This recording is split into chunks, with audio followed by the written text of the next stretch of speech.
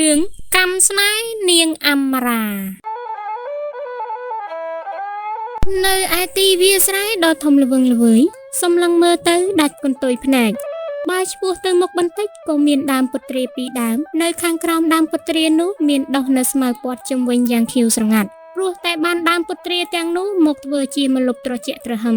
វាមិនត្រឹមតែផ្ដល់នៅម្លប់ដល់រុក្ខជាតិស្មៅទាំងនោះទេថែមជាម្លប់សម្រាប់ប្រជាកសិករចូលសម្រាកស្រូបយកខ្យល់អាកាសដ៏បរិសុទ្ធផងដែរមួយសន្ទុះក្រោយមកក៏មាននារីម្នាក់រត់ចូលមកអង្គុយនៅខាងក្រោមនោះមើលទៅសម្លៀកបំពាក់របស់នាងមានសភាពចាស់ហើយក៏មានប៉ះសុទ្ធតែបំណាស់នាងរត់ចូលមកអង្គុយនៅទីនោះមើលទៅនៅក្នុងសភាពទឹកមុខរបស់នាងពោពេញទៅដោយទឹកភ្នែកដែលនឹងកំពុងស្រក់ហូរចេញមកខាងក្រៅទាំងនេះក៏បញ្ជាក់ឲ្យឃើញថានាងកំពុងតែនឹងមានវិបត្តិអ្វីជាក់ជាពុំខាននារីម្នាក់នេះមានឈ្មោះថាអម្រាជាក្មេងកំព្រាត្រូវឪពុកម្ដាយស្លាប់ចោលដោយសារតែគ្រោះថ្នាក់ចរាចរណ៍តាំងតែពីនាងនៅវ័យកុមារភាពមកម្ល៉េះសប្តាហ៍ថ្ងៃនេះអម្រារស់នៅជាមួយនឹងម្ដាយមីងមានផ្ទះនៅឯចុងភូមិ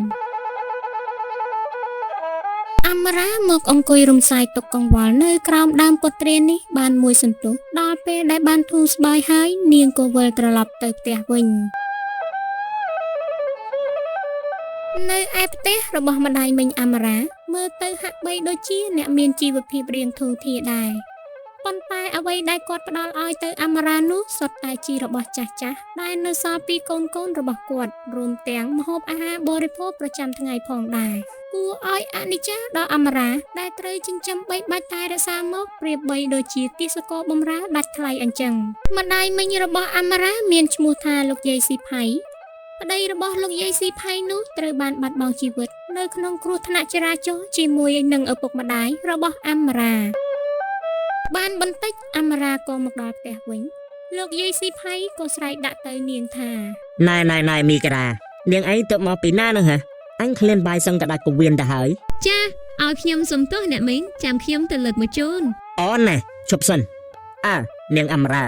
មានគេអ្នកមានលុយម្នាក់ចូលមកស្ដីដណ្ដឹងនាងឯងយកទៅធ្វើជាប្រពន្ធគេហ្នឹងហើយអញបានឆ្លើយយកព្រមនឹងគេហើយ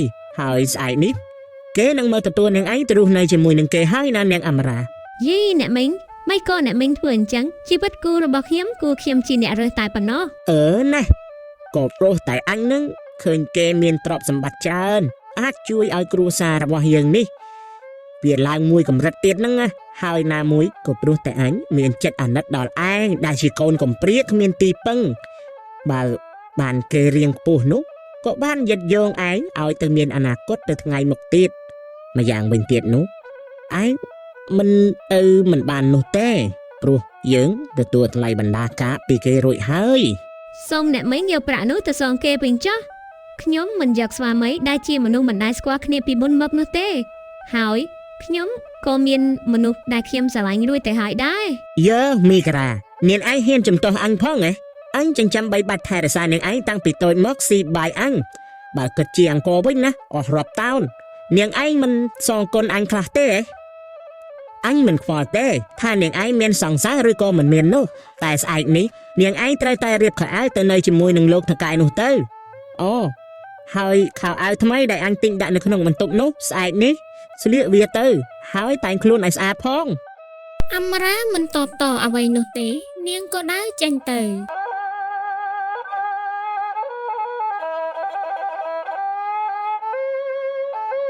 រាត្រីស្ងាត់ចូលមកដល់អ្នកផងចូលនន្ទ្រាលងលក់ស្ងាត់ជ្រងំឯចំណែកអម្រាវិញមិនទាន់ចូលសម្រាកនោះទេគឺនាងកំពុងតែអង្គុយសម្រក់នៅទឹកនេត្រាតែម្នាក់ឯងក្នុងបន្ទប់ក្នុងចិត្តរបស់នាងស្ទើរតែផ្ទុះទៅហើយណាត្រូវគិតដល់សង្សារជាទីស្រឡាញ់ដែលបានស្បត់សច្ចាគ្នាស្រឡាញ់គ្នាបដូរផ្ដាច់មួយនឹងមួយឯណាត្រូវគិតដល់លោកថកែដែលចូលមកស្ដីដណ្ដឹងមិនទាន់ទាំងបានស្គាល់គេថាជានរណាផងណាមួយក៏មិនទាន់ធ្វើអ្វីស្របទៅតាមប្រពៃណីបន្តិចណាផងត្រូវលោកយាយស៊ីផៃបង្ខំឲ្យចូលទៅរស់នៅជាមួយនឹងគេបាត់ទៅហើយអីដែលនាងបារម្ភខ្លាចបំផុតនោះគឺប៉ះចំទៅលើស្វាមីរបស់គេអម្រាគិតបណ្ដើរក៏សរសេរនៅសម្បត្តិទុកឲ្យសង្សារបណ្ដោចិត្តរបស់នាងបានយល់នៅរឿងរ៉ាវទាំងនោះ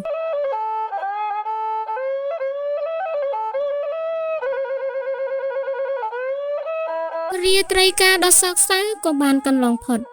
នាព្រឹកប្រហៀមថ្ងៃក៏រះឡើងមកព្រាលនៅខាងមុខផ្ទះរបស់លោកយាយស៊ីផៃក៏មានរថយន្តស៊េរីទំនើបមួយគ្រឿងបើកមកឈប់ចតនៅទីនោះធ្វើឲ្យអ្នកភូមិផងរបងតែមួយមានការភ្ញាក់ផ្អើលនៅឯខាងលើផ្ទះវិញក៏មានបរិះរាងចំណាស់ម្នាក់នៅអង្គុយនិយាយគ្នាជាមួយនឹងលោកយាយស៊ីផៃ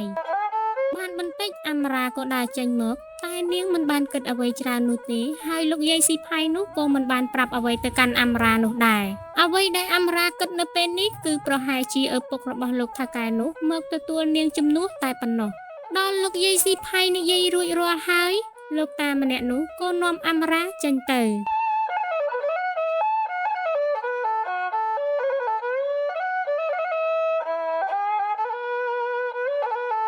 ពេលទៅដល់ផ្ទះលោកតាម្នាក់នោះអ្នកទាំងពីរក៏នាំគ្នាឡើងទៅលើផ្ទះពេលទៅដល់ខាងលើ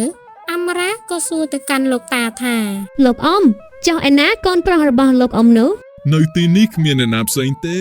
គឺមានតែយើងពីរនាក់នឹងហើយលោកតាក៏ចាប់អោបអមរារួចហើយក៏បង្ខំឲ្យអមរាបម្រើនៅកម្មកិលេសតណ្ហារបស់ខ្លួនរហូតដល់បានសម្រេចគ្រប់យ៉ាងគឺដើម្បីតែបំពេញនៅសេចក្តីសុខរបស់ខ្លួនមួយពេលហ៊ានបំផ្លាញនៅអនាគតក្មេងស្រីម្នាក់ដែលកំព្រាឪពុកម្ដាយមានវ័យទើបតែនឹង19ឆ្នាំ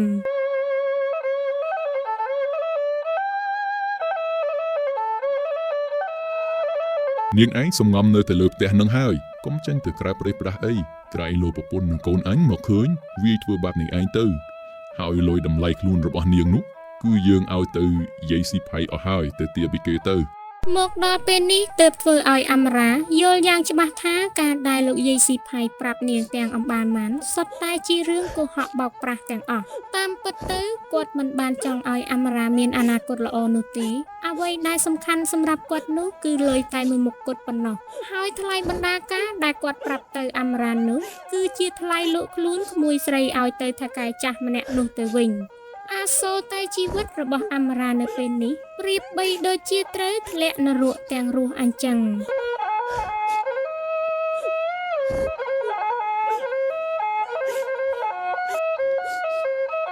លុះដល់រៀងប្រលប់បន្តិចនៅតាមផ្លូវអមរាក៏ហៅម៉ូតូឌុបមួយឲ្យឈប់រួចហើយក៏ឡើងជិះទៅនាយម៉ូតូឌុបម្នាក់នោះត្រូវបានស្គាល់ថាជាសង្សាររបស់អមរាកំពុងតែជិះនាយនោះក៏សួរទៅកាន់អមរាថាយ៉ាងម៉េចដែរចោតសង្សារក្មេងទៅនៅជាមួយនឹងតានោះមានក្តីសុខដែរទេអមរាឮហើយមិនតបតអ្វីនោះទេនាងអង្គុយធ្វើដូចជាមិនដឹងមិនឮអ្វីទាំងអស់ប៉ុន្តែនៅក្នុងចិត្តរបស់នាងវិញបានខ្ទេចខ្ទាំប្រេះស្រាំបាត់ទៅហើយហើយប្រហែលជាមានក្តីសុខណាស់ហើយមកទៅព្រោះបានជិះសុទ្ធតែឡានទំនើបដេកនៅលើគំនរមាសគំនរប្រាក់មិនដូចនៅជាមួយនឹងអ្នករត់ម៉ូតូលុបនោះទេតែក៏កុំភ្លេចថាប្រយ័ត្នខ្លះផងទៅកុំឲ្យឡើងទ្រើងពេកប្រយ័ត្នតែបានមុជទឹកអាស៊ីតទៅនាយម៉ូតូឌុបម្នាក់នោះនិយាយឌឺដងដាក់អមរារហូតទៅដល់ផ្ទះ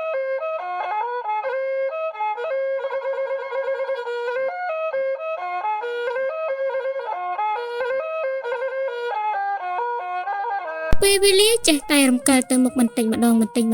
ភ្លេចខ្លួនក៏កន្លងទៅបាន3ខែនៅឯផ្ទះរបស់លោកយាយស៊ីផៃហាក់បីដូចជាមានសេចក្តីសុខយ៉ាងខ្លាំងដោយសារតែគាត់ទទួលបានលុយយ៉ាងច្រើនពីតាចាស់តណ្ហាក្រាស់ម្នាក់នោះ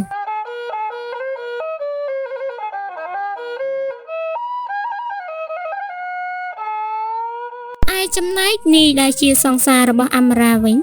ក៏ចាប់ផ្ដើមកសាងជីវិតសាជាថ្មីជាមួយនឹងនារីផ្សេងឯទៀតពួកគេរស់នៅយ៉ាងមានក្តីសុខសុភមង្គល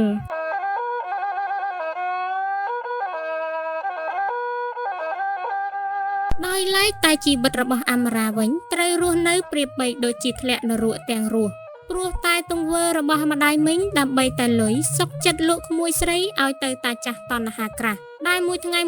គិតតែពីញោមញីរាងកាយរបស់នាងពេលខ្លះក៏ប្រើនៅអំពើហិង្សាដាក់នាងផងដែរជីវិតដែលរស់នៅគ្មានសេរីភាពដូចគេប្រៀបបីដូចជាជាប់គុកទារុណកម្មគ្មានត្រាប្រណី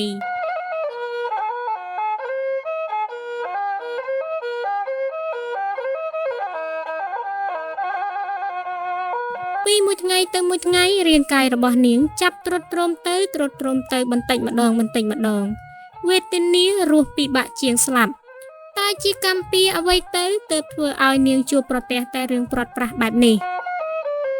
ដោយទ្រាំនឹងទារុណកម្មផ្លូវកាយនិងផ្លូវចិត្តពុំបានទៀតអមរាក៏បានអស់នៅអាយុសង្ខារត្រឹមតែវ័យ19ឆ្នាំនោះទៅ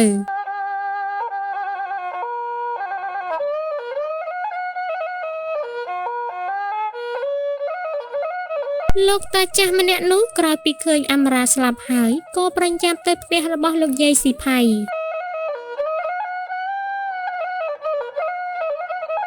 ណៃយីរចាស់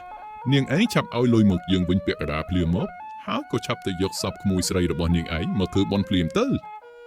យីហើយនាងអមរាវាស្លាប់បាត់ហើយហើយនាងនេះតើវាប្រញាប់ស្លាប់ទៅណាវាវៃណែខ្ញុំមិនមានលុយឲ្យវិញនោះទេព្រោះថាខ្ញុំចាយអស់ហើយលោកតែបើលោកមិនព្រមខ្លួនប្រាណរបស់ខ្ញុំលោកយកទៅដើម្បីកាត់បង្ហើយលុយនោះទៅចុះហើយមិនរួចទេវើយ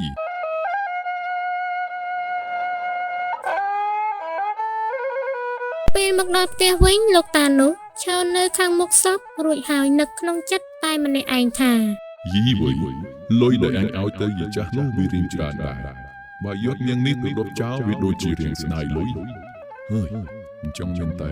ទុកឲ្យវានៅនឹងហើយអមរាត្រូវរងទុក្ខវេទនាពេលនៅរស់ដល់ពេលស្លាប់ទៅហើយនៅតែគ្មាននរណានឹកឃើញនឹងយកសាកសពរបស់នាងទៅធ្វើបុណ្យឡើយ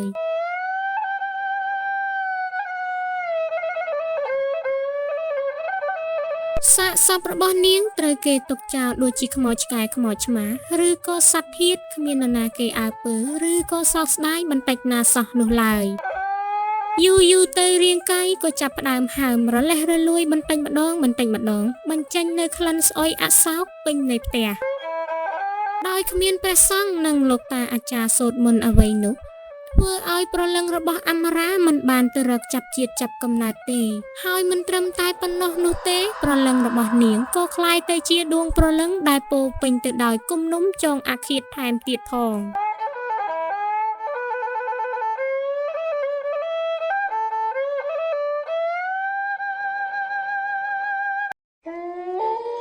មានពេលមួយតាចាស់ម្នាក់នោះផឹកស្រាស្រវឹងរួចបើកឡានចូលទៅផ្ទះដែលមានសាកសពរបស់អមរាពេលចូលទៅគាត់ក៏ប្រទះឃើញខ្មោចអមរាឈរនៅទីនោះដោយតាចាស់ស្រវឹងវង្វេងនៅស្មារតីក៏ភ្លាត់មាត់ថាអញយ៉ាអមរាសំឡាញ់ចិត្តរស់ឡើងវិញហើយមកបំរើបងភ្លាមមកអូនដោយសារតែកំហឹងខ្មោចអមរាក៏ដាក់ទារុណកម្មដល់តាចាស់តណ្ហាក្រាស់ម្នាក់នោះ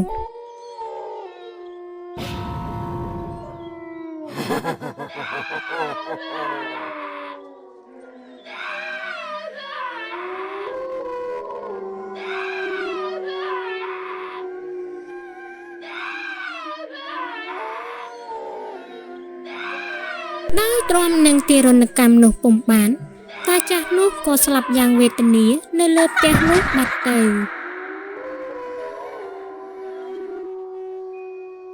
ក្រោយពីបានសម្លាប់តាចាស់ម្នាក់នោះហើយ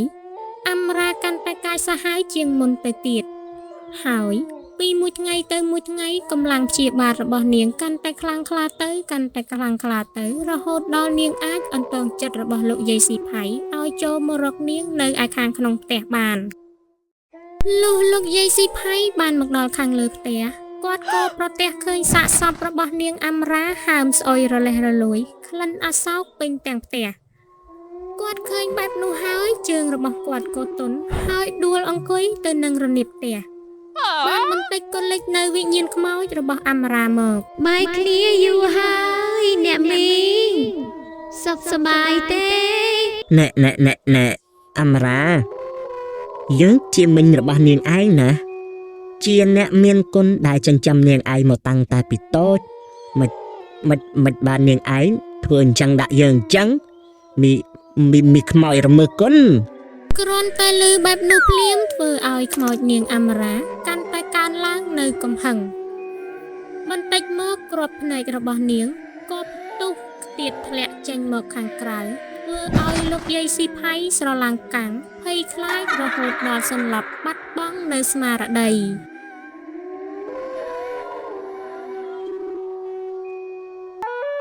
លុះដល់ព្រឹកឡើងគាត់ដឹងខ្លួនឡើងមកវិញប៉ុន្តែមិនដូចពីមុននោះឡើយគឺគាត់ក៏ប្រែក្លាយទៅជាមនុស្សវិកលចរិតនៅដេកយាមនិងរត់លេងនៅតែក្នុងបរិវេណនៃផ្ទះមួយខ្នងនោះហើយហូបតែកាក់សំណល់ដែលគេបោះចោលតែប៉ុណ្ណោះបើទោះបីជាគេយកគាត់ទៅផ្ទះក៏គាត់មិនទៅនោះដែរតែបើសិនជាគាត់ទៅនៅក្នុងភ្នែករបស់លោកយាយស៊ីផៃនឹងប្រទះឃើញរូបភាពខ្មោចរបស់អមរាពេញទាំងភ្នែកនេះអាចបណ្ដាលមកពីកម្មពៀរដែលគាត់ធ្លាប់ធ្វើបាបដល់អមរាឲ្យនាងរងនៅទុក្ខវេទនាទៅនៅពេលនេះគាត់ត្រូវរងនៅវេទនានោះវិញម្ដងឯចំណែកខ្មោចរបស់អមរានៅពេលនោះនៅតែវិលវល់ក្នុងផ្ទះមួយនោះមិនព្រមទៅរកចាប់ជាតិចាប់កំណើតសោះនោះឡើយ